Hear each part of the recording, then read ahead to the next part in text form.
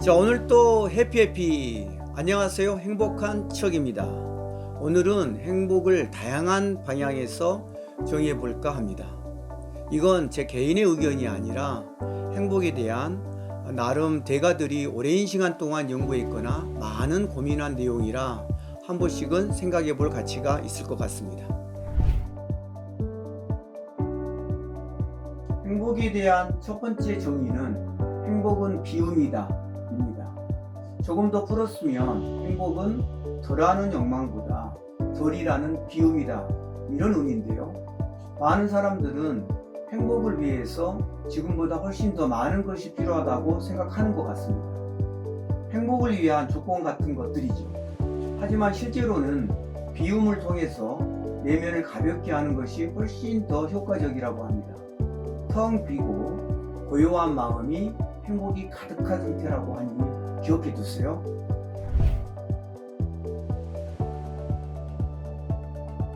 두 번째로 추천을 드리는 행복의 정의는 집착 없이 즐기는 것. 내면에서 욕구가 생겨 어떤 일을 하게 될 때 시간이 지나면서 그것을 즐기는 수준을 넘어 자꾸 욕심을 부리는 경우가 많은 것 같습니다. 결국에는 집착 수준까지 가게 되는 경우도 있죠. 결국 이렇게 되면 행복과는 거리가 멀어지게 됩니다. 예를 하나 들어보죠.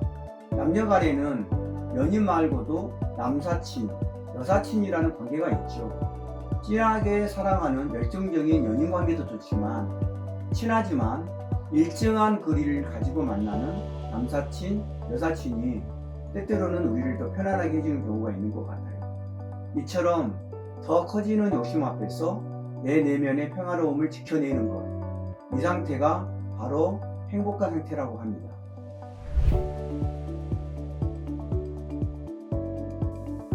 행복에 대한 세 번째 정의는 행복은 매일 발전하고 있는 나를 발견하는 것.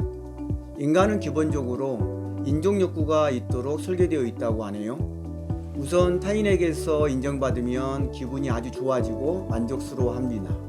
하지만 타인이 아닌 스스로를 보면서도 내가 계속 발전하고 있구나, 이걸 느낄 수 있을 때 난 참 행복해 라고 생각하게 되는 것 같습니다. 저는 골프 선수인 타이거 우즈를 참 좋아하고 존경합니다. 누군가가 타이거 우즈에게 얼마나 더 우승을 하고 싶나요? 라고 물었을 때 타이거 우즈는 난 우승을 목표로 하지 않습니다. 단지 매일 더 발전하는 나를 보는 것이 목표입니다, 이런 얘기를 했다고 합니다.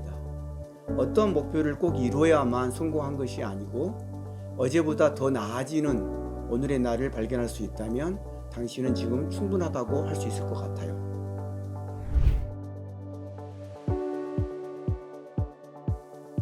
행복은 가지고 있는 것을 사랑하는 것, 그게 마지막 행복에 대한 정의입니다.